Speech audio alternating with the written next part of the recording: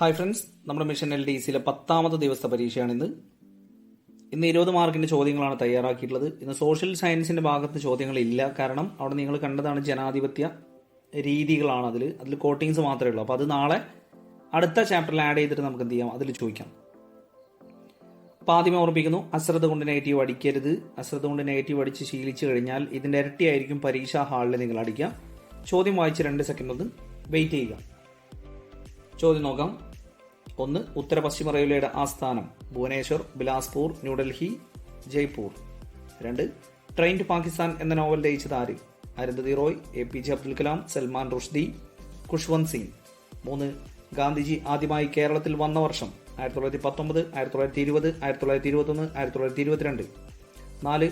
ജവഹർലാൽ നെഹ്റു അന്തരിച്ചത് ഏത് വർഷത്തിലാണ്? 1964, 1965, 1963, 1967. 5. ബ്രോങ്കൈറ്റിസ് ബാധിക്കുന്ന അവയവം ഏത്? കുടൽ, തൊണ്ട, ശ്വാസകോശം, തലച്ചോറ്.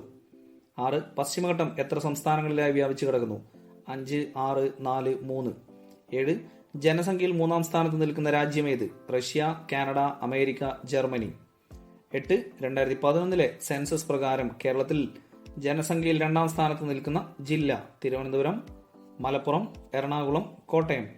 9. പ്രകാശ സംശ്ലേഷണത്തിൽ സസ്യങ്ങൾ പുറത്തുവിടുന്ന വാതകം? Carbon dioxide, oxygen, hydrogen, nitrogen. 10. ജലം വഴി പരാഗണം നടത്തുന്ന സസ്യം? വാഴ, മുരിങ്ങ, കുരുമുളക്, നെല്ല്. 11. സ്റ്റീവ് ഇർവിൻ പാർക്ക് സ്ഥിതി ചെയ്യുന്നത് എവിടെ? ആറളം, പെരുവണ്ണാമൊഴി, ഇടമലയാർ, നെയ്യാർ. 12. കേരളത്തിൽ നക്ഷത്ര ആമകൾക്ക് പ്രസിദ്ധമായ സ്ഥലം? മൂന്നാർ, ചിന്നാർ, മറയൂർ, തൃശൂർ. 13. കേരളത്തിലെ താറാവ് വളർത്തൽ കേന്ദ്രം നിരണം ഏത് ജില്ലയിൽ സ്ഥിതി ചെയ്യുന്നു? ആലപ്പുഴ, പത്തനംതിട്ട, കോട്ടയം, ഇടുക്കി. 14. പക്ഷിപാതാളം ഏത് ജില്ലയിൽ സ്ഥിതി ചെയ്യുന്നു? കോഴിക്കോട്, വയനാട്, മലപ്പുറം, പാലക്കാട്. 15. പാതിരാക്കൊക്കുകൾക്ക് പ്രശസ്തമായ പക്ഷിസങ്കേതം? തട്ടേക്കാട്, ചൂലന്നൂർ, കുമരകം, മംഗളവനം. 16. അരിപ്പ പക്ഷിസങ്കേതം ഏത് ജില്ലയിൽ സ്ഥിതി ചെയ്യുന്നു? തിരുവനന്തപുരം, കൊല്ലം, കോട്ടയം, എറണാകുളം. 17. കേരളത്തിലെ ഏറ്റവും ചെറിയ കായൽ? വെള്ളായണി, വേളി, ഉപ്പള, BM കായൽ. 18. കേരളത്തിലെ റംസാർ സൈറ്റുകളുടെ എണ്ണം?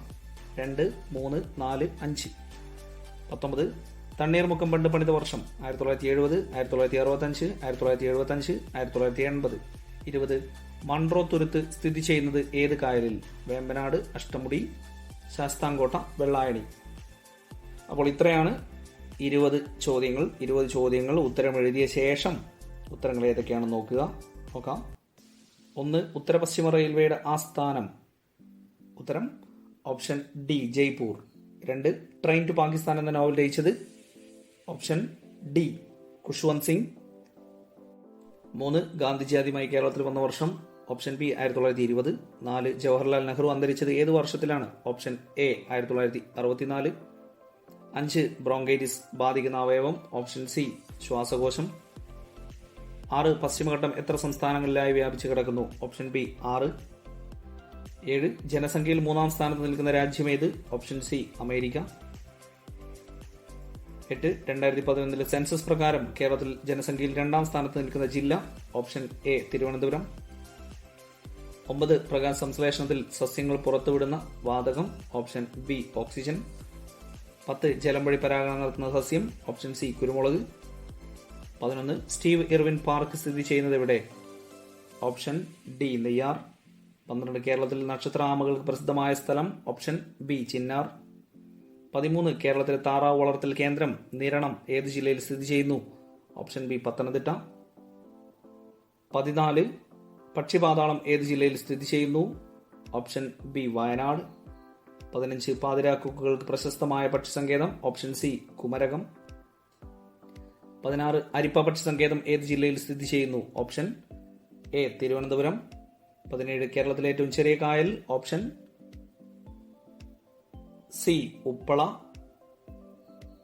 18. കേരളത്തിലെ റംസാർ സൈറ്റുകളുടെ എണ്ണം? Option B, 3. 19. തണ്ണീർമുക്കം ബണ്ട് പണിത വർഷം? Option C, 1975. 20. മൺട്രോ തുരുത്ത് സ്ഥിതി ചെയ്യുന്നത് ഏത് കായലിൽ? Option B, Ashtamudi. അപ്പൊ ഇത്രയാണ് 20 മാർക്കിന്റെ ചോദ്യങ്ങളുടെ ഉത്തരങ്ങൾ. നിങ്ങളുടെ മാർക്ക് നോക്കുക. നെഗറ്റീവ് മാർക്ക് എത്രയാണെന്ന് നോക്കുക. നെഗറ്റീവ് മാർക്ക് എന്തായാലും കമൻറ്റ് ചെയ്യുക. കാരണം ഓരോ ദിവസം കുറഞ്ഞു വരുന്നു എന്നുള്ളൊരു തോന്നൽ നിങ്ങൾക്ക് ഉണ്ടെങ്കിൽ മാത്രമേ നിങ്ങൾ എന്ത് ചെയ്യുള്ളൂ, മെച്ചപ്പെടുള്ളൂ. അതല്ല, ഒന്നാമത്തെ ദിവസം പരീക്ഷ എഴുതിയപ്പോഴുണ്ട് 4 നെഗറ്റീവ്, 10ാമത്തെ ദിവസം പരീക്ഷ എഴുതുമ്പോഴും 4 നെഗറ്റീവ് ഉണ്ടെങ്കിൽ യാതൊരുവിധ മെച്ചപ്പെടലും ഇല്ല. അടുത്ത കുറയ്ക്കാനുള്ള പണി എന്താണെന്ന് നോക്കിയിട്ട് എക്സാം എഴുതാവും പിന്നീട് നല്ലത്. അതല്ല, ഒന്നാമത്തെ ദിവസവും 2ാമത്തെ ദിവസമൊക്കെ എനിക്ക് ഇത്ര നെഗറ്റീവ് ഉണ്ടായിരുന്നു, ഇപ്പം ഞാൻ കുറേ കൂടെയൊക്കെ ശ്രദ്ധിക്കാൻ തുടങ്ങി എന്നുള്ളൊരു തോന്നലുണ്ടെങ്കിൽ ഈ പരീക്ഷ കൊണ്ട് നെഗറ്റീവ് കുറയുന്നുണ്ട് എന്നുള്ള ഒരു മെച്ചപ്പെടൽ നിങ്ങൾക്ക് ഉണ്ടാക്കാം.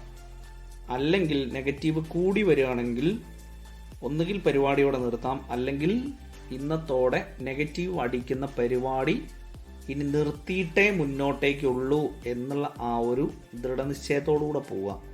അല്ലാതെ നെഗറ്റീവ് കൂടിയിട്ട് ഒരിക്കലും നമ്മളെ PSC ആ വകയിൽ നമ്മളെ റാങ്ക് ലിസ്റ്റിൽ കയറ്റില്ല എന്നുള്ളത് ഉറപ്പാണല്ലോ. അപ്പോൾ അതുകൊണ്ട് നെഗറ്റീവാണ് നമ്മുടെ ശത്രു എന്നുള്ള പൂർണ്ണ ബോധ്യത്തോടുകൂടെ തന്നെ ഇറങ്ങുക. എങ്കിലേ എന്ത് ചെയ്യുള്ളൂ, നമ്മൾ മെച്ചപ്പെടുള്ളൂ. അപ്പം നാളെ പഠിക്കാനുള്ള ടോപ്പിക് എന്ന് പറയുന്നത് കേരള ഫാക്സിൽ 3 ലെസൺ, അതായത് ഇപ്പം നിങ്ങൾ 10ാമത്തെ ലെസൺ വരെ ആയിട്ടുണ്ടാവും എത്തിയിട്ടുണ്ടാവുക. ഇന്ന് നിങ്ങൾ 8, 9, 10 നോക്കിയിട്ടുണ്ടാവുക. ഇനി 11, 12, 13, 11ാമത്തെ ലെസൺ, 12ാമത്തെ ലെസൺ, 13ാമത്തെ ലെസൺ. ഞാൻ ആ കോഴ്സ് എന്ത് ചെയ്യാറുണ്ട്, എപ്പോഴും എൻ്റെ ലിങ്ക് ഷെയർ ചെയ്യാറുണ്ട്. അപ്പോൾ അതിൽ നിങ്ങൾ 11, 12, 13 ലെസൺസ് നോക്കിയാൽ മതി. പിന്നെയോ സോഷ്യൽ സയൻസിലെ 10ാമത്തെ ചാപ്റ്റർ. അപ്പോൾ ഇന്ന് നിങ്ങൾക്ക് അത്ര ഫാക്റ്റ് ഉണ്ടാവില്ല, അതായത് ജനാധിപത്യ തെരഞ്ഞെടുപ്പ് രീതി എന്നൊക്കെ പറഞ്ഞിട്ടുള്ള അതിലാകെ കോട്ടിങ്സ് മാത്രമേ ഉണ്ടാവുള്ളൂ. ബാക്കി നിങ്ങൾക്ക് ജനാധിപത്യം എന്നൊക്കെ പറഞ്ഞിട്ട് കുറേ സംഭവങ്ങൾ ഇങ്ങനെ പ്രോസസ്സ് പറയാനല്ലാതെ പ്രത്യേകിച്ച് അതിലേക്ക് നമുക്ക് MCQ ടൈപ്പ് ഒന്നുമില്ല. പക്ഷെ നാളെ നിങ്ങൾ ആ ഒരു കേരളവുമായി ബന്ധപ്പെട്ട ചാപ്റ്ററാണ്, അതിലേക്ക് വരുമ്പോൾ കുറച്ചും കൂടെ കാര്യങ്ങളുണ്ടാവും. നാളെ അതും കൂടെ ചേർത്തിട്ട് നമുക്ക് അതിൽ നിന്ന് ക്വസ്റ്റ്യൻ ഇടാം. ഇംഗ്ലീഷ്, മലയാളം വേർഡ്സ് നിങ്ങൾ പഠിക്കുന്നുണ്ടാവും വിചാരിക്കുന്നു. മലയാളം നമ്മൾ ഒരു ദിവസം 5 മുതൽ 10 വരെ, ചിലപ്പോൾ 10 ഉണ്ടാവും, ചിലപ്പോൾ 6, 7 ആ ഒരു റേഞ്ചിലാവും. എന്തായാലും നിങ്ങൾ ഓരോ ദിവസം പഠിച്ചു പോകുന്നുണ്ട് എന്ന് വിചാരിക്കുന്നു. കാരണം ആ ഗ്ലോസറിയിൽ കൊടുത്തിട്ടുള്ള വേർഡ്സ് എല്ലാം നമുക്ക് ഏകദേശം അറിയുന്ന വേർഡ്സാണ്. ഒരു പരിചയം ഉണ്ടാവും, എന്നാൽ അറിയാത്ത 1-2 ഉണ്ടാവുകയും ചെയ്യും. അപ്പോൾ അത് നമുക്ക് ആ രീതിയിൽ കിട്ടാൻ വേണ്ടിയിട്ടാണ് ഗ്ലോസറി. നമുക്ക് 5ാം ക്ലാസ് മുതൽ 10ാം ക്ലാസ് വരെയുള്ള ഗ്ലോസറി കംപ്ലീറ്റ് ചെയ്യാനുണ്ട്.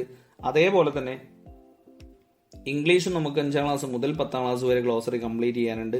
അപ്പോൾ ആ ഒരു ടച്ച് ആകുമ്പോഴത്തേക്ക് തന്നെ നിങ്ങൾക്ക് എന്ത് ചെയ്യും, കുറേ കാര്യങ്ങൾ അവിടെ കിട്ടും. പിന്നെ ക്വസ്റ്റ്യൻ പേപ്പർ നിങ്ങൾ എന്തായാലും എന്ത് ചെയ്യണം, ഒരു ദിവസം തീർക്കണം. ഞാൻ 1-2 ദിവസമായിട്ട് മോക്ക് ടെസ്റ്റ് ഇടാനൊരു ഗ്യാപ്പ് കിട്ടാത്തതുകൊണ്ടാണ്. മോക്ക് ടെസ്റ്റ് ഇടാനുള്ള ഗ്യാപ്പ് കിട്ടിക്കഴിഞ്ഞാൽ എന്ത് ചെയ്യും, നിങ്ങൾക്ക് മോക്ക് ടെസ്റ്റ് ആയിട്ട് തന്നെ തരും. കാരണം നിങ്ങൾക്ക് എളുപ്പം അതാണ്. മറ്റേത് PDF ഫയൽ നോക്കി ഓരോന്ന് കറുപ്പിച്ച് വരുമ്പോഴത്തേക്ക് സമയം കുറേ എടുക്കുന്നു. അതന്നെയാണല്ലോ നമ്മുടെ പ്രശ്നം. സമയം പോകാൻ പാടില്ല, പക്ഷെ പെട്ടെന്ന് എന്ത് കഴിയണം, എക്സാം കഴിയണം എന്നുള്ളതാണ്. പക്ഷെ നമുക്ക് സമയം പോകണം. യഥാർത്ഥത്തിൽ ചെയ്യേണ്ടത് ഏതാണ്, OMR വെച്ച് PDF ഫയൽ നോക്കി ആൻസർ ചെയ്യുന്നതാണ് നിങ്ങൾക്ക് പരീക്ഷാ ഹാളിൽ ഹെൽപ്ഫുൾ ആവുന്നത്. മറ്റേതെന്ന് പറയുന്നത് എളുപ്പപ്പണിക്ക് മാത്രമാണ്. കാരണം എന്താ, മൊബൈലിൽ തന്നെ ഇരുന്ന് കഴിഞ്ഞാൽ അപ്പുറത്ത് പോയിരുന്ന് എഴുതും വേണ്ട. ഇതാവുമ്പോൾ 100-ൽ 80 ക്ലിക്ക് ചെയ്ത് കഴിഞ്ഞാൽ അതിൻ്റെ കാര്യം അപ്പം തന്നെ തീരുമാനമാവുകയും ചെയ്യും എന്നുള്ള ഒരു ബോധം നമുക്കുണ്ട്. അപ്പോൾ കേരള ഫാക്സ് 3 ലെസൺ, SS 5ാം ക്ലാസ് 10ാമത്തെ chapter, English, Malayalam words, question paper. പിന്നെ നിങ്ങൾ കറണ്ട് അഫേഴ്സ് എല്ലാ ദിവസവും പത്രത്തിൽ നിന്ന് എഴുതി എടുക്കുന്നുണ്ട് എന്ന് ഞാൻ വിചാരിക്കുന്നു. തുടക്കത്തിൽ ആ കാര്യം ഞാൻ പറഞ്ഞിട്ടുണ്ടായിരുന്നു, എല്ലാ ദിവസവും പത്രത്തിൽ നിന്ന് നിങ്ങൾ 2-3 കാര്യങ്ങളായിട്ട് എഴുതിയിട്ട് വരണം എന്ന്. അത് നമുക്ക് കുറച്ചും കൂടെ കഴിയുമ്പോൾ എന്ത് ചെയ്യാം, ഒന്ന് കൺസോൾട്ടേറ്റ് ചെയ്ത് പറയാം കേട്ടോ. അപ്പം എന്തായാലും ഡിസംബർ അങ്ങ് കഴിയുമ്പോഴത്തേക്ക് നമുക്ക് എന്ത് ചെയ്യാം, ഡിസംബറിലെ മൊത്തം കറണ്ട് അഫേഴ്സ് അങ്ങ് ഡിസ്കസ് ചെയ്യാം. അപ്പം എന്തായാലും നാളത്തേക്ക് ഇത്രയും പഠിച്ചിട്ട് വീണ്ടും കാണുമ്പോഴേക്കും താങ്ക് യു.